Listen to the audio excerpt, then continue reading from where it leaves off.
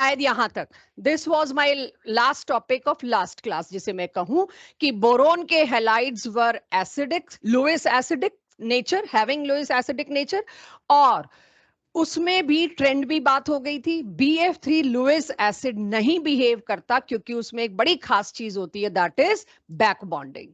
ठीक है, तो बैक बॉन्डिंग की जब बात चलती है तो GOC की एक चीज फिर याद दिला दूं, एक और जगह बैक बॉन्डिंग है, जस्ट चेक। मुझे नहीं पता GOC पढ़ाते वक्त मैंने ये केस लिया है कि नहीं लिया, क्योंकि तब तक बैक बॉन्डिंग नहीं आई थी। तो मैं तुम्हारे साथ एक बैक बॉन्डिंग का केस ले रही हूं, चेक। ये क्या है बच्चों? कार्बोकेटायन। कार्बन पे अगर मैं पॉजिटिव चार्ज लगा दूं तो वो क्या होगा? कार्बोकेटायन। अगर इसके साथ 3 फ्लोरीन लगे हैं और दूसरा इसके साथ 3 क्लोरीन लगे हैं, कौन सा कार्बोकेटायन ज्यादा स्टेबल? इंडक्टिव इफेक्ट की एप्लीकेशन में मैं डाल सकती थी, डाला था कि नहीं डाला था मुझे पता नहीं, जब तक बैक बॉन्डिंग नहीं आती मैं डालती नहीं हूं। डाला हुआ है शौर्य? करा था? तो चलो मेरी हेल्प करो, बैक बॉन्डिंग में आ जाओ। लाओ दीपाली, कौन सा कार्बोकेटाइन ज्यादा स्टेबल? फ्लोरीन वाला। वजह? बैक बॉन्डिंग हो जाती है। देखा जाए अगर जब मैं इंडक्टिव इफेक्ट लगाती तो फ्लोरीन जो है उसका inductive effect, electron withdrawing effect ज्यादा है, तो उस हिसाब से पॉजिटिव चार्ज ज्यादा लोकलाइज हो रहा है और अनस्टेबल कर रहा है। इसमें क्लोरीन का इंडक्टिव इफेक्ट थोड़ा सा कम है, जिसकी खींच तो रहा है लेकिन कंपैरेटिवली कम है, इसलिए ये कम लोकलाइज और थोड़ा ज्यादा स्टेबल। बट हुआ क्या यहां पर? यहां पर हो गई बैक बॉन्डिंग, जिसकी वजह से ये ज्यादा स्टेबल है। तो अब आपको कई जगहों पे बैक बॉन्डिंग मिलेगी, हर बार हम बैक बॉन्डिंग के सारे एग्जांपल बात करेंगे। तो अब 2 जगह आ गई बैक बॉन्डिंग आपके लिए। बी प्रिपेयर्ड, एक आधी जगह DPP में या मेरे टेस्ट में कहीं भी आपको मिल सकती है। ठीक है बच्चों, चलिए अब आ जाते हैं। हम एसिडिक नेचर को क्लोज कर दिया था, इसके बाद हमें ये क्वेश्चन से अब बहुत कम बचा है, तो मैं थोड़ा सा आपसे क्वेश्चंस आंसर्स डिस्कस करके इस पार्ट को रिटेन करवाऊंगी। ई नॉट वैल्यू क्या थी? Redox. What do we mean by E naught value? Let me tell you. आज पूछ के मैं अपना प्लान चेंज नहीं करना चाह रही, पिछली क्लास में पूछ के मैंने प्लान चेंज कर दिया था, आज नहीं पूछ रही। ई नॉट वैल्यू का मतलब क्या होता है? Electrode potential. पहली बात, not stands for standard conditions और ई मतलब इलेक्ट्रोड पोटेंशियल। इसके पूरे रेडॉक्स में घुसने के बजाय मैं ये सोचूं अगर मैंने रेडॉक्स चैप्टर ही ना पढ़ा होता, मेरा सिलेबस ही ना होता, तो मैं कैसे पकड़ूं इस बात को? ये एक वो वैल्यू है जो बताती है कि उस चेंज की पॉसिबिलिटी क्या है। किस चेंज की बच्चों? जो चेंज यहां लिखा है। E naught of this is this means what? Aluminium +3 से, ये NCERT का क्वेश्चन है, सॉल्व दिस। दूसरा चेंज क्या दिख रहा है बच्चों मेरे को? टेलीरियम +3 से ये, इन दोनों चेंजेस की वैल्यू दी हुई है। सपोज रेडॉक्स चैप्टर ही नहीं मेरे को पता, तो मैं यहां पर ये माइनस प्लस वो वाली बात, वोल्ट वोल्ट मैं नहीं सोच पाऊं, तो इसकी वैल्यू मेरे को -1.66 वोल्ट दी है, इसकी वैल्यू मेरे को +1.26 वोल्ट दी है। तो इसका क्या मतलब होता है ई नॉट वैल्यू का? ई नॉट वैल्यू का मतलब है possibility of the change, tendency to show this change.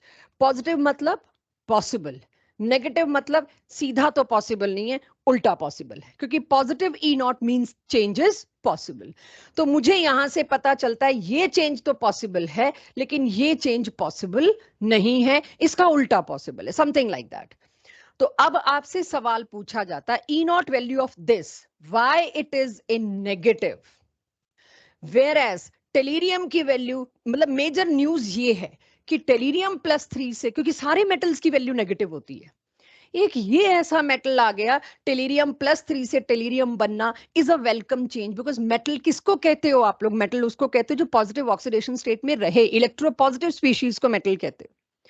तो क्यों अन्य ये change, why this is a welcome change? आकृति, अनुबल, प्रभनूर, नवनीत, पांचों बच्चे, क्यों ये चेंज एक वेलकम चेंज था? वाई? वही बात है, बिल्कुल सही, क्योंकि इसने एब्सोल्युटली राइट, पहली सोच यही आनी चाहिए, इसने फटाक से इलेक्ट्रॉन एक्सेप्ट कर लिए। मेटल कैटायन बनाने की टेंडेंसी रखता है, वो क्यों इलेक्ट्रॉन एक्सेप्ट करने को तैयार हुआ? मेटल का तो, मेटल की डेफिनेशन क्लास 11th के बच्चे के लिए क्या है? Anything which is electropositive has tendency to form cation, has tendency to leave electron easily, that is metal. उसके बावजूद भी तुम कह रहे हो उसका केटायन रहने के बजाय इलेक्ट्रॉन एक्सेप्ट करेगा, that is why it is a question. क्यों अनस्टेबल है? Right, absolutely right. जब मैं पी ब्लॉक में पूछ रही हूं तो मैं बहुत जल्दी इनर्ट पेयर इफेक्ट पे आने की बेचैनी रखूंगी, क्योंकि इनर्ट पेयर इफेक्ट की वजह से टेलीरियम की +3 ऑक्सीडेशन स्टेट पॉसिबल ही नहीं है. अनस्टेबल इज राइट, लेकिन मैं उससे भी एक्सट्रीम वर्ड बोल रही हूं, पॉसिबल ही नहीं है.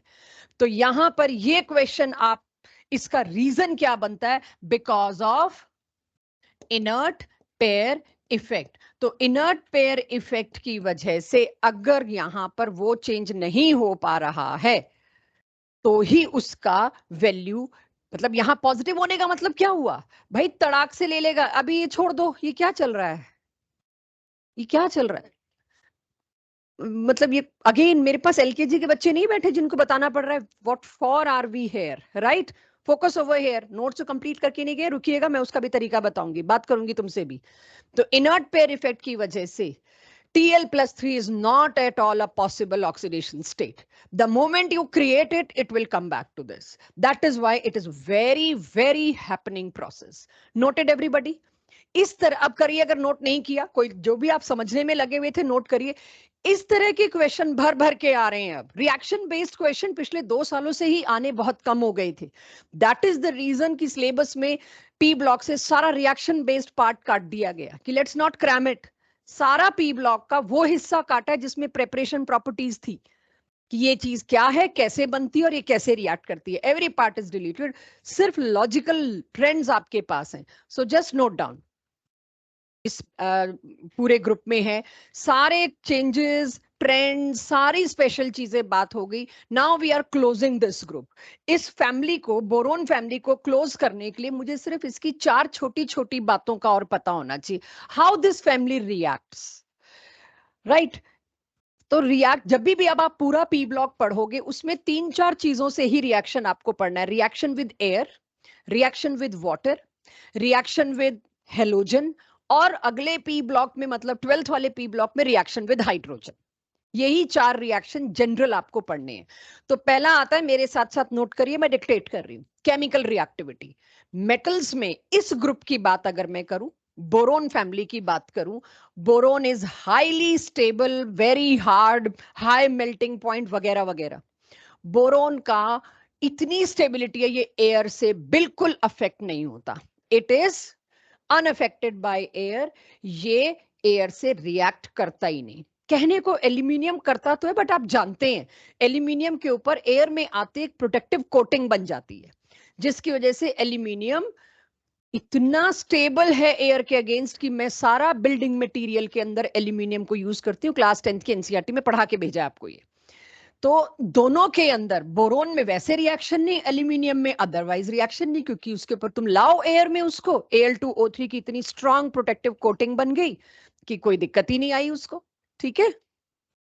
अब बाकी क्या, बोरोन के बाद एल्यूमिनियम, एल्यूमिनियम का गैलियम, इंडियम, थैलियम तो है ही मेरे पास.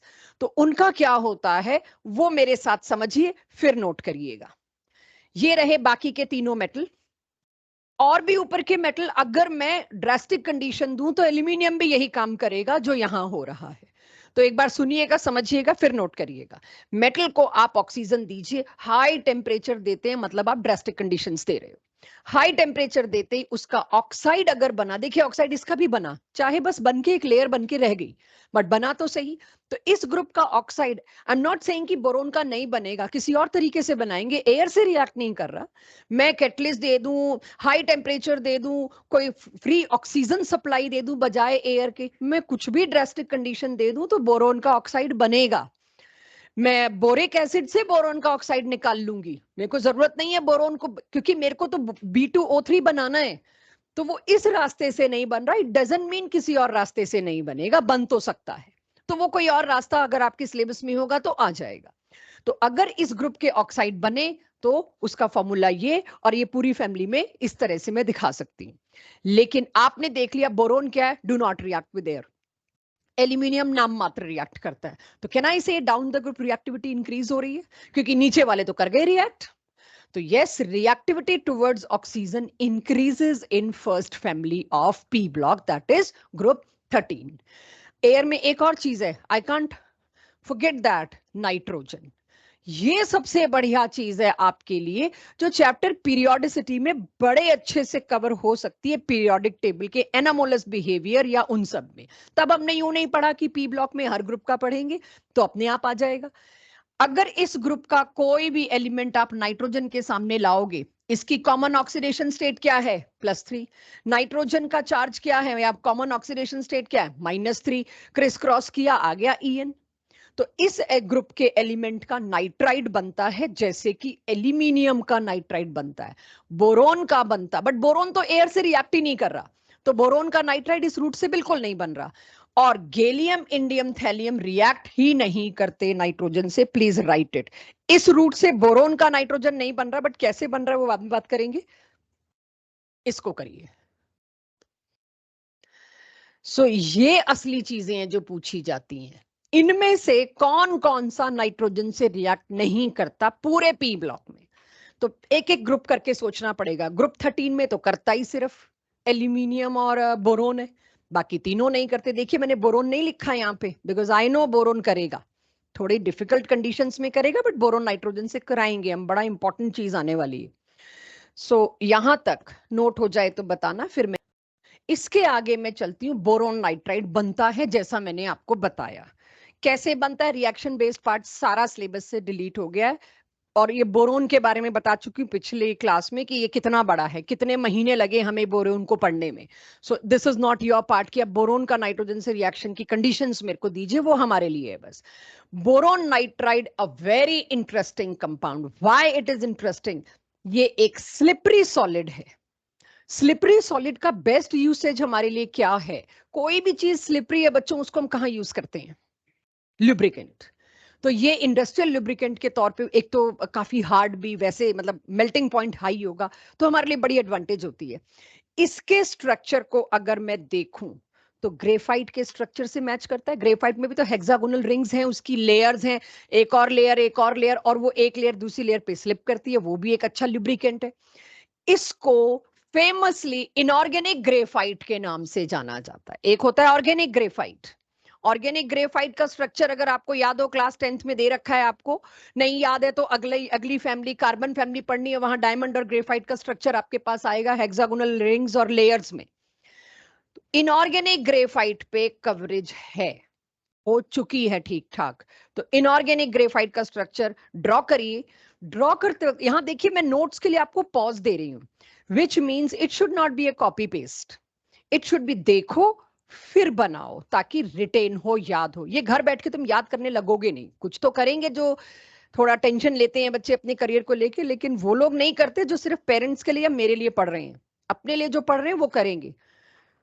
मतलब जागिए थोड़ा सा और रिटेन करिए इसको। कोपल क्लियर है? Yes ma'am. बनाइए इसको, बनाइए स्ट्रक्चर को। बिल्कुल ही रिएक्ट नहीं करते, इनका नाइट्राइड ही नहीं बनता, सिर्फ दो का ही बनता है, एल्यूमिनियम का और बोरोन का। हाँ, क्यों पूछ तो सकते हो, फिर मेरे को अपनी MSc की किताब खोलनी पड़ेगी। प्रॉब्लम ये है बस, इनऑर्गेनिक में ये समस्या है। यस, आपकी क्यूरियोसिटी आएगी, हम अपनी किताबों से देख के बता भी देंगे, but I think we should do it smartly. यार तुमने इसमें MSc तो करनी नहीं है, तुम्हें लेने हैं नंबर, और दोबारा ये सब्जेक्ट देखना भी ना पड़े, नंबर लो। स्ट्रक्चर बन गया सबके पास, ऑल्टरनेट डबल बॉन्ड है बेंजीन जैसे, राइट। बेंजीन में सारे कार्बन थे, इसमें एक भी कार्बन नहीं है। बोरोन नाइट्रोजन और ऑल्टरनेट डबल बॉन्ड, तो बेंजीन जैसा है, कहीं बेंजीन मत कर देना इसको। Inorganic graphite, clear everyone?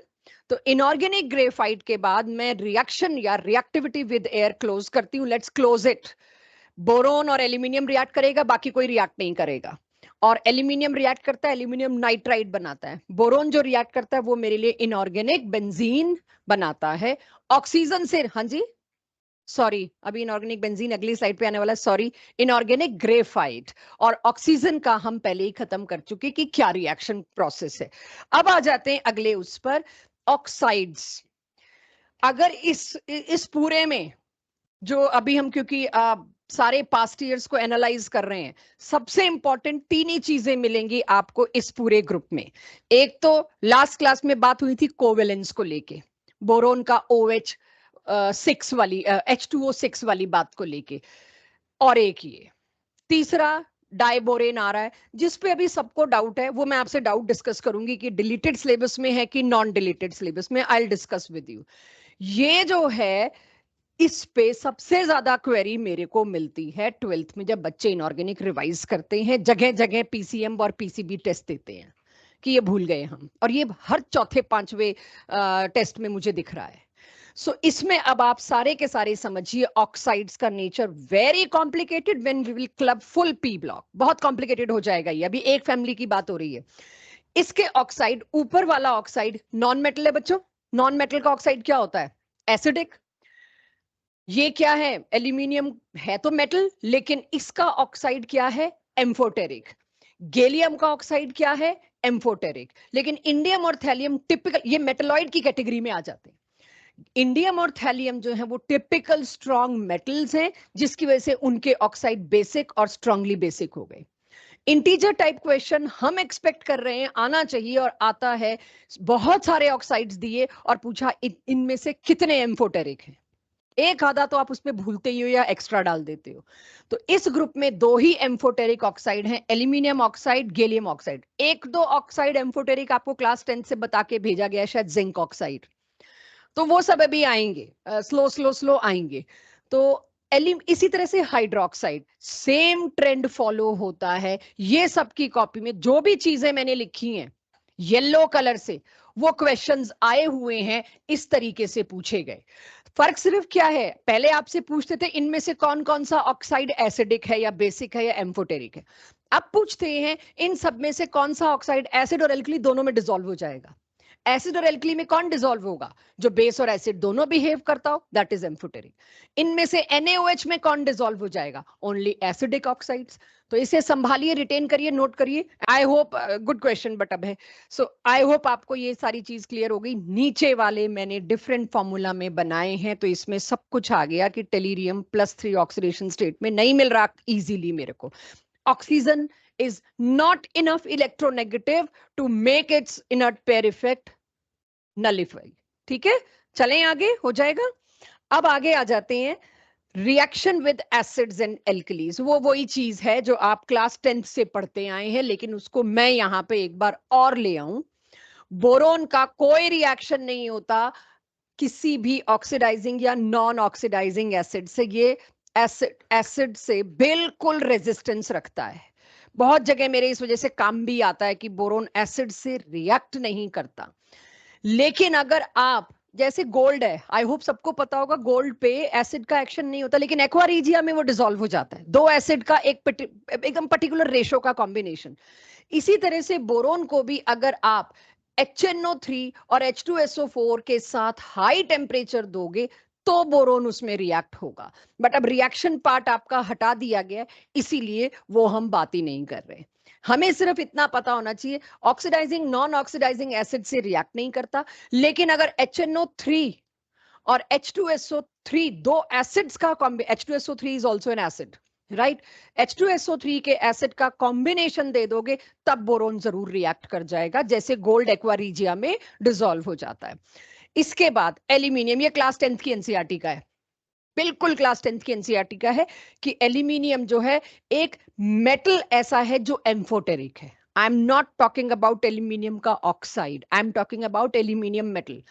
Aluminium metal acid से भी डिसॉल्व हो रहा है या रिएक्ट कर रहा है, बेस से भी रिएक्ट कर रहा है। यहां वो Al2Cl6 बना रहा है डाइमर, फिर मैंने उसको तोड़ के लिख दिया, और यहां पर सोडियम मेटा एल्यूमिनेट बना रहा है। ये रिएक्शन क्लास 10th की एनसीईआरटी में भी है, क्लास 11th की एनसीईआरटी में भी है, तो ये आपको पता होने चाहिए। ये सिलेबस से डिलीट नहीं हुआ है कि कैसे एल्यूमिनियम एसिड या बेस दोनों से रिएक्ट करता है।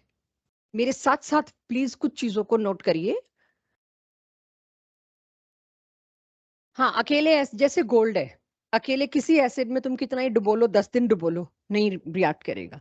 लेकिन एक्वा रिजिया एक टिपिकल रेशो है जिसके कॉम्बिनेशन में गोल्ड रिएक्ट कर जाता है, दो एसिड्स का इफेक्ट उसको डिसॉल्व कर देता है। सेम इज विद बोरोन, यानी आसानी से तो ये रिएक्ट करने वालों में नहीं है।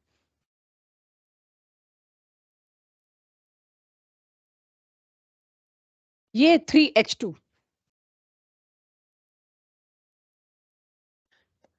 मेटल का बेस के साथ जब भी रिएक्शन होता है तो हाइड्रोजन गैस इवॉल्व होती है।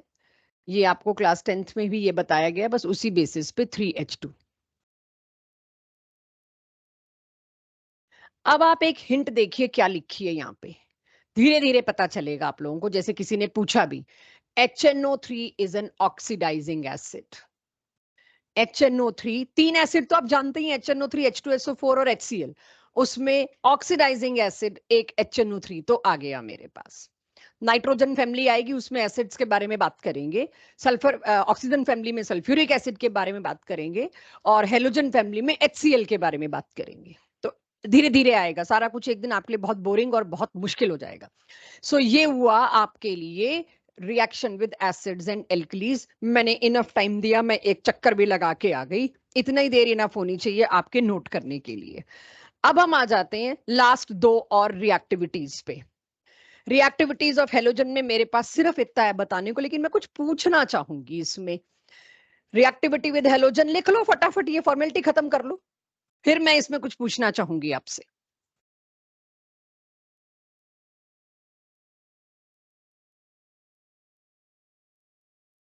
यहां पर group 13 as per latest syllabus खत्म होगा, लेकिन दो स्ट्रक्चर्स जो हमने तब केमिकल बॉन्डिंग में नहीं लिए थे क्योंकि पी ब्लॉक में आने हैं, और अगस्त में सिलेबस आ गया कि वो हिस्सा काट दिया, तो मैं वो स्ट्रक्चर्स लूंगी जो फिर अब अगले सालों से हम केमिकल बॉन्डिंग में पढ़ाया करेंगे क्योंकि पी ब्लॉक का वो हिस्सा कटा है।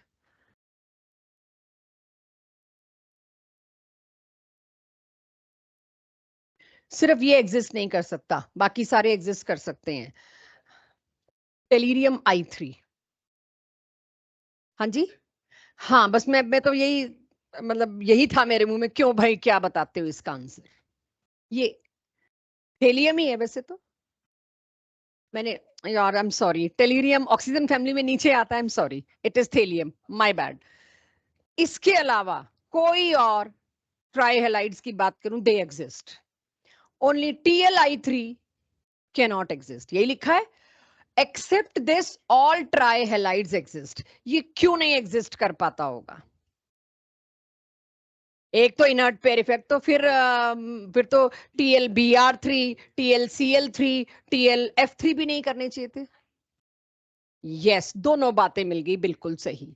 एक तो भाई इसका इनर्ट पेयर इसको +3 में नहीं आने देता, फ्लोरीन क्लोरीन ब्रोमीन फिर भी इसको प्रेशर डाल गए हेलोजन होने की वजह से। आयोडीन तो इलेक्ट्रोनेगेटिव भी नहीं है खास, तो यहां पर दोनों ही बातें अगेंस्ट खड़ी हो गई, इसलिए ये एग्जिस्ट नहीं करता।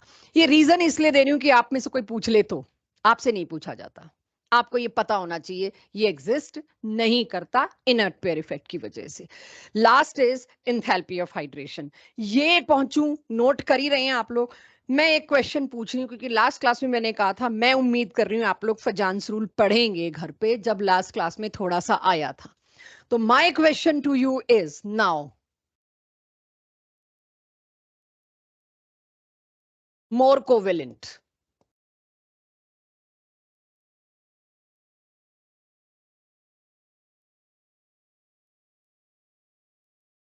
BCl3 is more covalent. क्यों प्रिया, क्यों? Why BCl3 is more covalent? सरासर गलत, बोरॉन छोटा है।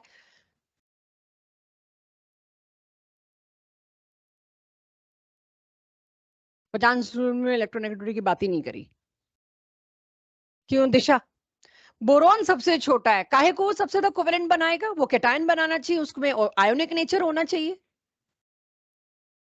यस, कैटायन छोटा है इसलिए ज्यादा, तो इलेक्ट्रोनेगेटिविटी पे पहले क्यों आए? अब ये दूसरी तीसरी बार है, अब यूं आना चाहिए जवाब, राइट? तो छोटा cation, more polarising power means more covalent character. Boron के compounds will be exclusively covalent. Right तो कोवेलेंट कैरेक्टर का ट्रेंड आपके पास आ गया. Same I can go for this also. Akriti covalent character ना आपके आयनिक कैरेक्टर.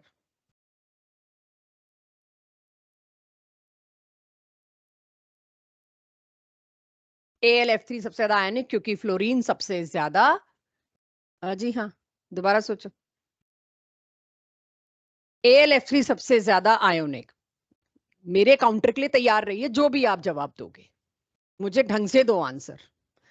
मतलब ठीक तो दोगे ही, बट मेरा काउंटर दो. जो मैंने बोला, मैं तो कह रही हूँ फ्लोरीन सबसे छोटा सबसे अच्छा एनायन. एनायन अच्छा मतलब ज्यादा आयोनिक होना चाहिए था. किसके लिए? राइट बस मुझे ये चाहिए था. The larger the anion is, more is the polarisability. जितनी ज्यादा पोलराइजेबिलिटी उतना ज्यादा कोवेलेंट. तो यहां पर कोवेलेंट कैरेक्टर की मैं अगर बात करूं तो इंक्रीज हो रहा है. आयोनिक कैरेक्टर की बात करूं तो डिक्रीज हो रहा है. तो अब ऐसा कोई भी क्वेश्चन कितना ही खराब तरीके से पूछे, जैसे मैंने पूछा अटैकिंग तरीके से पूछा, राइट गाड़ी चलानी तभी आती है जब आप ये सोचो सामने से जो आ रहा है आपको मारने आ रहा है, तो आप बचाओगे अपने आप को और उसको भी. Same is the question paper. जो क्वेश्चन आ रहा है आपको गलत करने आ रहा है, तो अटैकिंग तरीके से अब कोई भी पूछे तो घबराने की जरूरत नहीं. तुम्हारे पास फजांस रूल पड़ा है.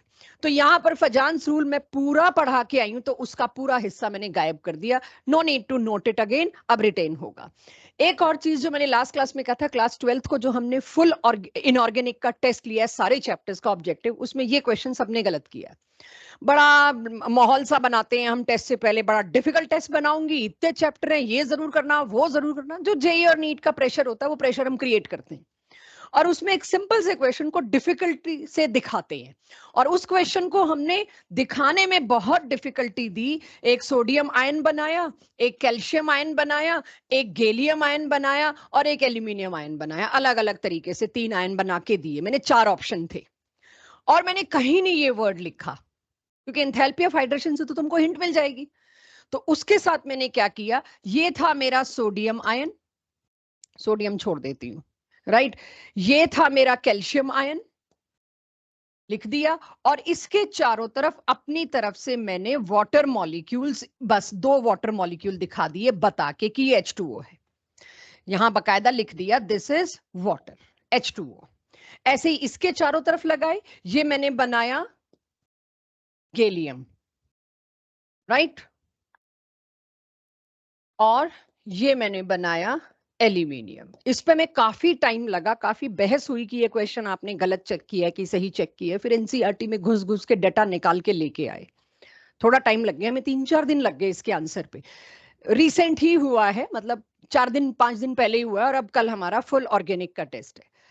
मुझे बताइए, अगर मेरे को ये हिंट ना दी होती, मैंने पूछा क्या, मैंने सिर्फ क्वेश्चन में दिया फॉलोइंग इज द प्रोसेस, जिसमें ये वाटर मॉलिक्यूल, ये वेरियस एनायंस, किसमें energy released will be maximum. All yours. चौथा ऑप्शन हटा दिया मैंने, 3 ही दिए. मिथिलेश, तीनों में से किसमें एनर्जी रिलीज? अब तो आपको पता ही है, हम एंथैल्पी ऑफ हाइड्रेशन की बात कर रहे हैं क्योंकि ऊपर लिखा है. और लास्ट क्लास में एंथैल्पी ऑफ हाइड्रेशन पे थोड़ा सा डिस्कशन हुआ है, और मैंने कहा था आप जाके देखिएगा थर्मोडायनेमिक्स में एंथैल्पी ऑफ हाइड्रेशन करा है, या जहां भी हमने किया है, मुझे एग्जैक्टली याद नहीं कहां किया है, बट किया है. अब आप बताइए एंथैल्पी ऑफ हाइड्रेशन इन तीनों में से किस में ज्यादा? प्रेशर मत लो सही आंसर का, मुझे सिर्फ रास्ता ढूंढना है आप कैसे पहुंचते हो. गैलियम एक तरफ से आया, गैलियम. कैल्शियम, यही तो सोचना है कैल्शियम कहाँ होता है, गैलियम कहाँ होता है ना. मैं असिस्टेंट के जॉब से इस्तीफा दे चुकी हूँ. खुद ढूंढिए कैल्शियम कहाँ होता है. I am not your assistant. तुम लोगों को ढूंढने की जरूरत नहीं होनी चाहिए. कैल्शियम कहाँ होता है तो उसको बिजी किया है मैंने. कैल्शियम कहाँ होता है तुम्हें पता होना चाहिए. नहीं पता कैल्शियम तुमको? क्या बात, ग्रुप 2 में गैलियम. देखो कैल्शियम के मुकाबले इन दोनों की ज्यादा होगी. वाई? मिथिलेश, हाइड्रेशन इंथैल्पी किस बात पे डिपेंड करती है? थोड़ा सा अगर पिछली क्लास से मेरे को लाके दे सको या नोट्स में लिखा हो तो. मैंने क्लास में लिया था हाइड्रेशन, चेक करो एक बार. हाइड्रेशन कराते वक्त जो कहानी सुनाई थी उसका कोई शब्द लिखा है कॉपी में? क्यों दिशा? हाइड्रेशन के लिए क्या चाहिए? छोटा कैटायन, बड़ा कैटायन, ज्यादा चार्ज, कम चार्ज, कौन ज्यादा हाइड्रेट होगा? दिशा, बड़ा छोटा किस पे हाइड्रेशन ज्यादा? कोई डिपेंडेंसी नहीं चाहिए मेरे को, मैं सीधे पूछ रही हूँ। छोटे का हाइड्रेशन ज्यादा होगा कि बड़े का हाइड्रेशन ज्यादा होगा? बड़े का। क्यों? हाइड्रेशन प्रोसेस का मतलब क्या है? आई एम कैटायन और मैं वाटर मॉलिक्यूल्स आए कि आप स्टेबल नहीं हो, डोंट वरी, हम घेर के आपको स्टेबल कर लेंगे। यही हुई थी बात लास्ट क्लास में हाइड्रेशन को लेके। वाटर मॉलिक्यूल किधर ज्यादा घिरेंगे, कहां जाके ज्यादा अट्रैक्ट होंगे? जहां चार्ज डेंसिटी ज्यादा होगी। चार्ज डेंसिटी क्या होती है? Charge by volume. Last class में भी बात हुई थी, जितना बड़ा कैटायन फैल जाता है, फजान्स रूल जो पढ़ के आया होगा उसको इस बारे में आइडिया होना चाहिए कि किसी कैटायन को सामने किसी को अट्रैक्ट करना है तो वो जितना छोटा उतना ज्यादा अट्रैक्ट कर पाएगा, क्योंकि चार्ज डेंसिटी बिखरी नहीं है उसकी, वो छोटे में लोकलाइज्ड है। Localised pain is always more. तो अगर छोटा कैटायन है तो वो हमेशा हैवी हाइड्रेट होगा, या ज्यादा चार्ज है तो वो हैवी हाइड्रेट होगा। +2 वाला ज्यादा खींचेगा कि +3 वाला? +3 वाला आंख बंद करके। तो ज्यादा में तो ये आने चाहिए, इसलिए मैंने सोडियम हटा दिया। मैंने कहा मैं क्या ही पूछूं, वो मतलब जब इसमें बात तो क्लियर हो ही रही है। तो एंथैल्पी ऑफ हाइड्रेशन होगी तो इन दोनों की ज्यादा। वो क्वेश्चन दिया ही इन दो के लिए था, मैक्सिमम बच्चों को तुक्का मारना पड़ा और गलती हुई, जिसपे हमारा काफी दिन डिस्कशन चला।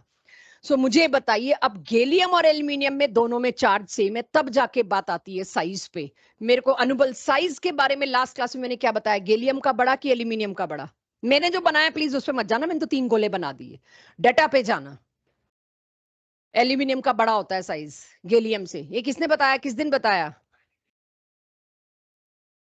चेक, पहली स्लाइड चेक करो, लास्ट क्लास की तुम्हारी कॉपी में होगी। किसका साइज बड़ा? बेटा, जो एटॉमिक रेडियस का ट्रेंड था वो आयनिक रेडियस का ट्रेंड नहीं था। राइट? जितना भी डिफरेंस था, चलो वो तो अभी हमारे पास है, लंबा याद नहीं रहेगा हमको, लेकिन इतना पता होना चाहिए साइज की एक्सेप्शन आयन में थी या एटम में थी? एटम में थी, आयन में नहीं थी। तो अगर तो मैं गई साइज से, तो फिर किसकी एंथैल्पी ऑफ हाइड्रेशन ज्यादा होगी? आपने सबने देख लिया होगा अब तो। छोटा, रुको रुको रुको रुको, माइन्यूट गैप था, मैं भी उस पे आ रही हूँ, मैं एक्चुअल आंसर पे नहीं पहुंची अभी। मैं जो डाटा मेरे पास है पहले उस पे आ रही हूँ। मुझे पता है आयोनिक साइज में लगभग आसपास ही है, थोड़ा सा ही फर्क है, लेकिन फर्क है। एटलीस्ट इतना तो मुझे याद हो जाएगा ना कि भाई गैलियम छोटा नहीं है, थोड़ा सा बड़ा है, बहुत ही माइन्यूट फर्क है। लेकिन गैलियम का न्यूक्लियस बहुत पावरफुल है, 33 है उसके अंदर। तो एंथैल्पी ऑफ हाइड्रेशन में वी ऑल नो, ऊपर लिखा हुआ है, मैं फिर भी पूछे जा रही हूँ या डिस्कस कर रही हूँ, क्योंकि मेरे को वहां तक पहुंचना आना चाहिए। ये आप सबको याद रखना है। गैलियम आयन थोड़ा सा बड़ा है एल्यूमिनियम आयन से, बहुत थोड़ा बड़ा है, 8 या 9 पिकोमीटर का डिफरेंस है। उसका न्यूक्लियस 33 प्रोटॉन रखता है, एल्यूमिनियम का न्यूक्लियस 13 प्रोटॉन रखता है। तो कहीं ना कहीं न्यूक्लियर चार्ज डोमिनेट कर गया एंथैल्पी ऑफ हाइड्रेशन। साइज छोटा बड़ा होने के बावजूद भी गैलियम की ज्यादा है। Now I completed. Focus everyone, जो नोट करना है करिए, ये दोबारा 12th में मत एक्सपेक्ट करना, तो हम कहेंगे वो वाला रिकॉर्डेड लेक्चर देख लो, कभी भी नहीं। हाँ कह सकते हो, इस जो भी है आपको अब याद रखना है, कोई कैसे, कितनी डिसेंट लैंग्वेज, कितना ट्रिकी उसमें। हाँ बिल्कुल। नहीं नहीं नहीं नहीं नहीं, मतलब इस सवाल का कोई जवाब ही नहीं है हमारे पास अभी, तो हम नहीं नहीं नहीं कहेंगे, इसमें नहीं मिलने की, एक ही इकलौती है, वो ये रही, पूरे पी ब्लॉक में कहीं नहीं मिलेगी।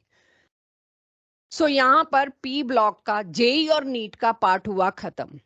अब डिलीटेड पार्ट की मैं बात करूं तो डिलीटेड पार्ट एक बार आपको दिखा दूं कि, क्योंकि अब आप लोग पास्ट ईयर उठाओगे जब अगले साल, तो देर आर फ्यू बुक्स जो तो अब रिफ्रेज होंगी और होनी शुरू हो गई हैं, नई खरीदनी पड़ेंगी आपको पास्ट ईयर्स। और जो लोग डिजिटल मीडिया पे डिपेंड करते हैं, जो साइट्स पे डिपेंड करते हैं, उनमें क्या आ रहा है पास्ट ईयर क्वेश्चन, अगर आप पी ब्लॉक के खोजोगे तो उसमें उस क्वेश्चन को तो दिखा रहे हैं 2023 में, 19 में, 18 में आया हुआ, लेकिन उसका आगे लिख के दे रहे हैं रिसेंटली डिलीटेड। तो वो क्वेश्चन में आपको बिल्कुल रेड मार्क करके दिया जा रहा है, recently deleted, they are not deleting their data, क्योंकि एडवांस में तो सब कुछ चाहिए। अब आ जाता है मेरे पास, क्या वो चीजें हैं जो डायरेक्टली मेरे को दिखेंगी नहीं इसके अंदर, ये डायरेक्टली इन्वॉल्व है, ये डिलीट नहीं हुआ। एनामोलिस प्रॉपर्टी ऑफ बोरोन बहुत सारी ले ली, लेट्स लिस्ट देम। मैंने यहां पे सिर्फ ये 4 लिखी हैं, 8-9 बनेंगी जब आप खुद पूरी फैमिली को रिवाइज करोगे जितना हमने पढ़ा है। जिसमें सबसे पहली क्या है, बोरोन का कोवेलेंस मैक्सिमम किस पे पहुंच सकता है, 4 पे। बाकी पूरे ग्रुप का कोवेलेंस कहां पहुंच सकता है, 6 पे। Of course unavailability of D orbital. Boron का हेलाइड्स, बोरोन के halides are strong Lewis acids या लोएस एसिड्स। बाकी एलिमेंट्स के लुईस एसिड है ही नहीं, क्यों? क्योंकि वो डाइमराइज कर लेते हैं, जैसे एल्यूमिनियम Al2Cl6, उसको किसी और से मांगना ही नहीं पड़ा। उसी तरह से थर्ड पॉइंट, वही मैंने फर्स्ट को रिपीट किया है, थर्ड पॉइंट में कहने की बात है। फोर्थ पॉइंट, बोरोन का ट्राई हेलाइड डाइमराइज नहीं कर सकता, फिर इसी को रिपीट करके लिख दिया मैंने। अब आप एनामोलस की लिस्ट बढ़ा सकते हो, बोरोन एसिड से रिएक्ट नहीं करता, बाकी कर जाते हैं। बोरोन एयर से रिएक्ट नहीं करता, बाकी कर जाते हैं। बोरोन नाइट्रोजन के साथ रिएक्ट करके एक स्लिपरी सब्सटेंस बनाता है, बाकी नहीं बनाते। आप अपनी लिस्ट कितनी बना लीजिए, अब आपको स्कूल में तो प्रोड्यूस करना नहीं है जो आपको एक एक पॉइंट वैसे पता हो।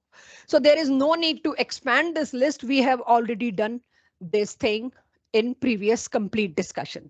सो यहां बोरोन फैमिली का जेई नीट का सिलेबस क्लोज होता है। अब आते हैं उन 2 पॉइंट्स पे इस फैमिली की जो कि केमिकल बॉन्डिंग से रिलेटेड है, जो कि well way in your syllabus है। कर लीजिए, चलिए नोट, कुछ लोग नोट कर रहे हैं। अब आ जाते हैं जरा उस सिलेबस के ऊपर जो रिसेंटली डिलीट हुआ है। आपको सिर्फ मैंने गाइड करना है, पास्ट ईयर्स में क्वेश्चंस मिले तो क्या करो क्या ना करो। Some important compounds of group 13, ये हेडिंग आई है डिलीटेड सिलेबस में। हर पी ब्लॉक की हर फैमिली के सम इंपॉर्टेंट कंपाउंड्स डिलीट कर दिए गए। ये आपके ना जेई में है, ना नीट में है, एडवांस में है, राइट। अब वो 3 कंपाउंड क्या है, बोरैक्स, बोरिक एसिड, डाइबोरिन। अब इन तीनों की क्या चीज आपके किसी और चैप्टर में, पहले मैं वो बता दूं। बोरिक एसिड का structure and it's acidic nature या बेसिक नेचर आपका इक्विलिब्रियम के एसिड बेस पार्ट में आ जाएगा। डाइबोरेन में बनाना बॉन्ड है जो केमिकल बॉन्डिंग में आएगा, वो हमने अभी तक आपको कराया नहीं, we were waiting for diborane. Borax आपका एक नया चैप्टर ऐड किया है इस बार जेई और नीट दोनों में, प्रैक्टिकल केमिस्ट्री, राइट। आपके लैब में जो प्रैक्टिकल होता है ना, उसकी एक अलग बुक होती है, that is now syllabus of JEE NEET, पूरी बुक। और उसमें कुछ सिलेक्टिव टॉपिक नहीं है, काफी सारे टॉपिक हैं। इवन वो टॉपिक भी हैं जो करवाए नहीं जाते, जो सिलेबस में नहीं भी हैं आपकी प्रैक्टिकल मैनुअल में। वो हम आपको 12th क्लास में पढ़ाएंगे, क्या है क्या नहीं है वहां देखेंगे। लेकिन तीनों का जो हिस्सा आपके सिलेबस में है और इस साल कराया जा सकता है, वो मैं आपको करा रही हूं। तो बोरैक्स की प्रेपरेशन, क्या होता है बोरैक्स, उसका स्ट्रक्चर, ये सब कुछ एडवांस में है।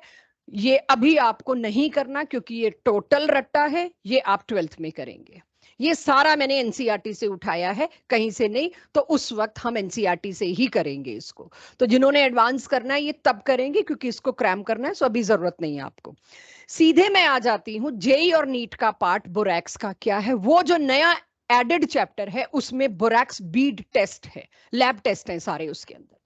अब बोरैक्स बीड टेस्ट क्या होता है, ये जो ग्लास होता है, जो बोरैक्स है Na2B4O7.10H2O, इसको अगर आप हीट करते हो, हमें लैब में बोरैक्स दिया जाता था, तो हम एक प्लेटिनम वायर का लूप बनाते हैं, उसके अंदर इस बोरैक्स पाउडर को थोड़ा सा इकट्ठा करते हैं और फ्लेम में ले जाते हैं।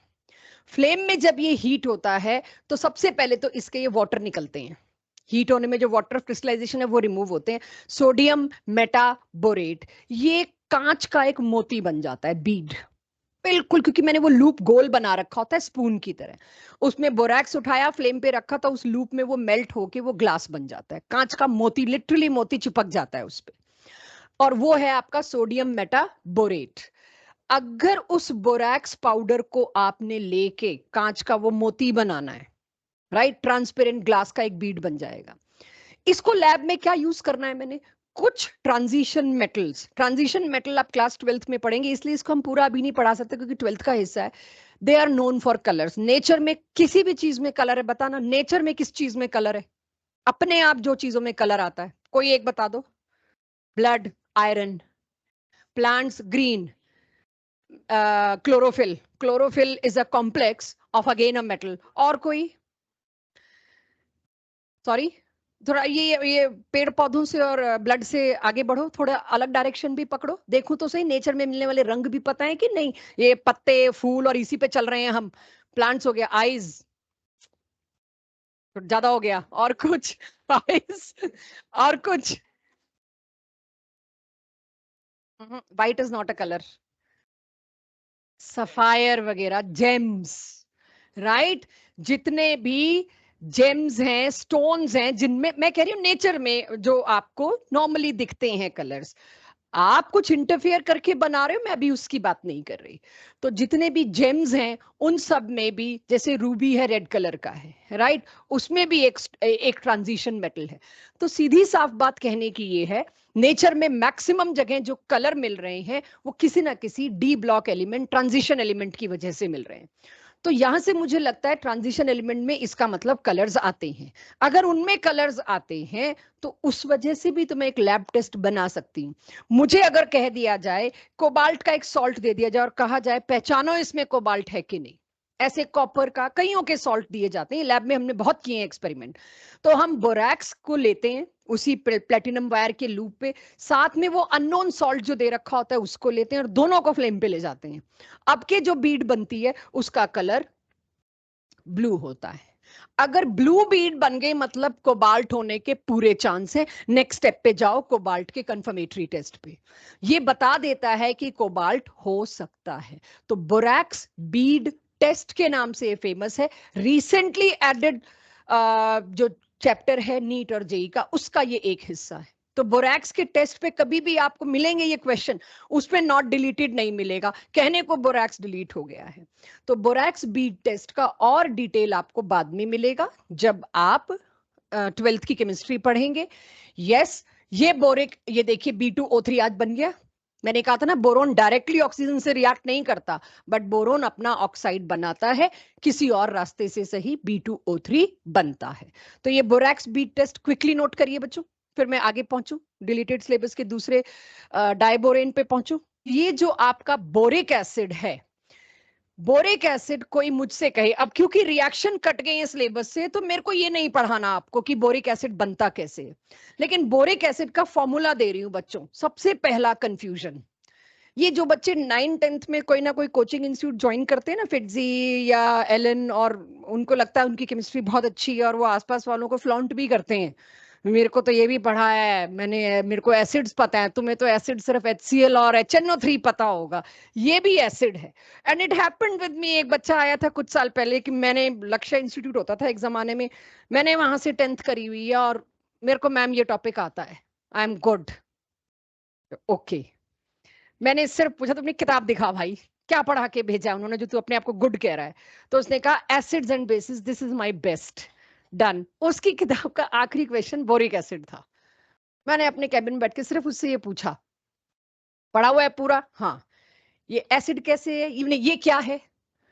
तो हम कैसे, अगर एक बच्चे की साइकोलॉजी देखें, आप भी आसपास ही हो, मतलब ये मत सोचना आपको आता है, right. NaOH is a base, BaOH whole twice is a base, CaOH whole twice is a base. Base है मैम, OH है इसके अंदर और 3 OH रिलीज करेगा, खत्म वहीं पे हम। ये एसिड है। लेकिन हम आपको जब जेई नीट में ऑब्जेक्टिव देते हैं या नॉर्मल कहीं पर भी देते हैं, इसको ऐसे ही लिख के देंगे। एक तरीका लिखने का ये दिया जाता है, एक तरीका लिखने का H3BO3। यार इसको देख के तो तुम पहचान जाओगे, क्योंकि HNO3, H2SO4, H3BO3 वो एसिड की रो में चला गया। मुझे अगर आपसे गलत कराना है तो मैं बोरिक एसिड का फॉर्मूला दूंगी, आप कह नहीं सकते कुछ, BOH whole thrice. Why it is acid? पहली बात, अगर मैं आपसे पूछ लेती ये तो एक वीक बेस है, क्यों? आप मान भी जाते वीक बेस है क्योंकि OH है। बिल्कुल नहीं, मेरी स्टेटमेंट ही एब्सर्ड है, ये बेस है ही नहीं, ये एक काफी वीक एसिड है। अब ये वीक एसिड क्यों है, why it is weak acid, दूसरी चीज ये आती है। अच्छा, दूसरा सवाल मेरे पास है, ये मोनोप्रोटिक, प्रोटॉन रिलीज करने वाले एसिड्स को प्रोटिक एसिड बोला जाता है। HCl कितने प्रोटॉन रिलीज करता है? एक। It is monoprotic. इसका n फैक्टर 1 है, इसकी नॉर्मेलिटी मोलैरिटी बराबर है। H2SO4, अब यहाँ पे मेरे को फिर नॉर्मेलिटी वाले क्वेश्चन में ये पकड़ा देते हैं, तो हम फ्लो में जल्दबाजी में इसका n फैक्टर 3 करके आएंगे। तो H2SO4 का 2, HNO3 का 1, H3BO3 का 1, राइट। 1 क्यों है जबकि इसके अंदर 3 प्रोटॉन मेरे को नजर आ रहे हैं, तीनों रिलीज नहीं होते। अब मुझे कैसे पता चले तीनों रिलीज नहीं होते? मेरी समझ से तो तीनों O के साथ हैं, और ये सच है, तीनों O के साथ हैं। तो O के साथ लगा H has to be acidic. O के साथ आप कोई भी H लगा लीजिए, वो एसिडिक ही होगा। तो इसमें बाकी तीनों के साथ ऐसा क्या हुआ जो एक ही निकल के आया? Let's see. इसका एक्चुअल स्ट्रक्चर ये था, boron 1 OH 2 OH 3 OH, everyone have a look. ये एक सॉलिड है, मैंने आपको बता दिया, आपको याद रहेगा। ये देखिए बोरोन के साथ ये एक बोरिक एसिड यूनिट है, BOH OH OH। तो मेरा BOH होल थ्राइस लिखना गलत नहीं है, सही है यार, बोरोन के साथ 3 OH हैं। लेकिन मैं जानती हूं बोरोन के साथ क्या प्रॉब्लम एक और है, एक तो इसका ऑक्टेट पूरा नहीं है, दूसरी एक खास बात इसके अंदर क्या है, ये एक सॉलिड है। अगर तो ये गैस होता तो बात अलग थी, HCl इज अ गैस, ये सॉलिड है, राइट। ये सॉलिड है तो इसमें कुछ ना कुछ तरह से आपस में फोर्सेस हैं, पैक्ड है ये प्रॉपर। और इसकी पैकिंग कैसी है, एक O सामने वाले H के साथ हाइड्रोजन बॉन्ड बना रहा है, जैसे आइस में केज लाइक स्ट्रक्चर पढ़ा था हमने हाइड्रोजन बॉन्डिंग की वजह से। बोरिक एसिड में ऐसा एक केज लाइक स्ट्रक्चर बना हुआ है, तो क्या कोई बेस आएगा सामने, मुझे पता है ये पार्शियल पॉजिटिव, ये पार्शियल नेगेटिव, तड़ाक से टूटेगा, ये H रिलीज करने की टेंडेंसी है, जैसे सल्फ्यूरिक एसिड में। सल्फ्यूरिक एसिड क्या है, वो भी तो यही है, H2SO4 लुईस डॉट स्ट्रक्चर आप याद करें, वो भी तो यही है। यहां क्यों डाई बेसिक है? एनीवन? जब से मैंने बोरिक एसिड पढ़ाना शुरू किया तुम सारे 1 मोनो बेसिक मोनोप्रोटिक लगे हुए हो, क्यों? H2SO4 में तुम्हारे 2 OH थे तो dibasic, BOOH whole thrice में 3 OH है तो तुम्हारा फिर वही, ये एक ही प्रोटॉन दे सकता है, मोनोप्रोटिक मोनो बेसिक। पहले बताइए, monoprotic mono basic term clear हो गया? शौर्य रिसेंट, ये भी जाएगा और ये भी जाएगा, और जाता भी यही है। इसमें B के साथ ही तो OH है, इसमें S के साथ OH था, मोनोप्रोटिक है, उसको अब समझिए। बोरिक एसिड, अच्छा प्रोटॉन देने के लिए we need a solvent, right. मैं अब लेके आती हूँ बोरिक एसिड H3BO3। आप इसको वाटर में, आप जानते होगे ड्राई HCl लिटमस टेस्ट नहीं देता भाई, वो किसको प्रोटॉन देगा? पहले वाटर तो लाओ, प्रोटॉन एक्सेप्टर तो लाओ, तब तो वो लिटमस टेस्ट देगा। तो आप बोरिक एसिड का एसिड होने का टेस्ट करोगे तो वाटर तो चाहिए, एसिड बिहेव, खाली टेस्ट ट्यूब में पड़ा तो कोई भी एसिड नहीं है, it has to need somebody else जिसके सामने एसिड बन सके। आप इसके लिए एक एक्वस सॉल्यूशन लाए, बोरोन का ऑक्टेट पूरा नहीं है, हम जानते हैं। एनामोलस बिहेवियर में एक और चीज आ रही है मेरे पास, बोरोन का ऑक्टेट पूरा नहीं है, ये तो क्या करेगा, और ये मैं करा चुकी हूं आपको। बी के साथ कितने OH लगे हुए थे? 3, इसको तो ऑक्टेट पूरा करना है। ये वाटर को कहेगा तुम अपना एक OH दे दो और मेरे को OH4 चाहिए। कोई बात नहीं, मेरे पे एक चार्ज आ रहा है, आई एम ओके, बट मेरा ऑक्टेट तो पूरा हो रहा है। ये कोवेलेंस में आज दिखाया मैंने एनामोलस बिहेवियर में, पहला पॉइंट ही, वाटर से क्या निकला? It is a proton releasing acid, but दूसरे का प्रोटोन रिलीज कर रहा है, अपना नहीं। That's why it is weak, पहली बात। Why it is weak acid? Because ये खुद तो प्रोटॉन रिलीज ही नहीं कर रहा, ये वाटर जो खुद ही वीक इलेक्ट्रोलाइट है उससे मांग रहा है उसका OH नेगेटिव, और OH नेगेटिव अपने पास कब्जा लिया, वाटर का H+ रिलीज कर रहा है, that is why it is weak acid. Main सवाल ये है, ये वीक एसिड क्यों है? एसिड तो रटा है, नाम ही है बोरिक एसिड, और वो भी आपको रटा हुआ था, ये मोनो बेसिक है, मेरे को बोलने नहीं दे रहे थे, बड़ी मुश्किल मैंने अवॉइड किया कि प्रोटॉन इससे एक ही निकलना है, मैंने अनसुना किया कि मुझे पता है, मेरी ऑडियंस को पता है, बट सवाल ये है ये वीक क्यों है? ये वीक इसीलिए कि अपना H तो दे ही नहीं रहा, ये सामने जो वाटर आया उसका H उड़ा के दे रहा है, that's why it is weak base. किसी और का H रिलीज कर रहा है, और वाटर के कितने H रिलीज कर रहा है? एक, इसीलिए ये मोनोप्रोटिक है, इसीलिए ये मोनो बेसिक है, क्योंकि एक ही बेस को वो कर पाएगा न्यूट्रलाइज, ये मोनो बेसिक है। नोटेड, ये बड़ी वैल्यूएबल चीज है, क्लास 10th के बच्चे फ्लॉन्ट करते हैं, हमें आता है ये, यस करना ही पड़ेगा। बोरिक एसिड का structure is important, structure based question कभी नहीं कटते, वो किसी भी चैप्टर में डाल देंगे, इसको तुमको आना चाहिए था। और अगर ऊपर करना है मुझे बता दो, ऊपर तो क्या है, सिलेबस कट गया है, ये जो लिखा है डाइबोरेन की सारी केमिस्ट्री कट गई है, मैं सिर्फ दिखा रही हूं, अगर इससे बेस्ड कोई क्वेश्चन आए अब आपको नहीं करना, because this is recently deleted. ये सारा कुछ, इसकी प्रेपरेशन, इसकी प्रॉपर्टीज, ये सब कट गया है, एवरीथिंग इज डिलीटेड। तो ये स्लाइड आपको नोट नहीं करनी, मैंने इसलिए रखी कि जब हम एडवांस के लिए रिएक्शन बेस्ड करेंगे तो I will use this slide. अब आ जाती है क्या चीज बची है, वो एक ये स्ट्रक्चर आप देखिएगा, not at all this reaction, ये रिएक्शन कट चुका है, लेकिन अभी थोड़ी देर पहले आपने इनऑर्गेनिक ग्रेफाइट देखा।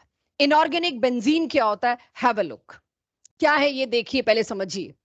बोरोन नाइट्रोजन का पहले तो एक हेट्रोसाइक्लिक रिंग, कुछ कुछ उसमें भी यही था, लेकिन यहां पर एक और रिंग फ्यूज होके वो लेयर्ड स्ट्रक्चर नहीं बन रहा, यहां एक अकेली यूनिट, हर एक पे एक एक हाइड्रोजन, बिल्कुल बेंजीन से मिलता जुलता है। इनऑर्गेनिक बेंजीन इसी ग्रुप में याद कराई जाती है।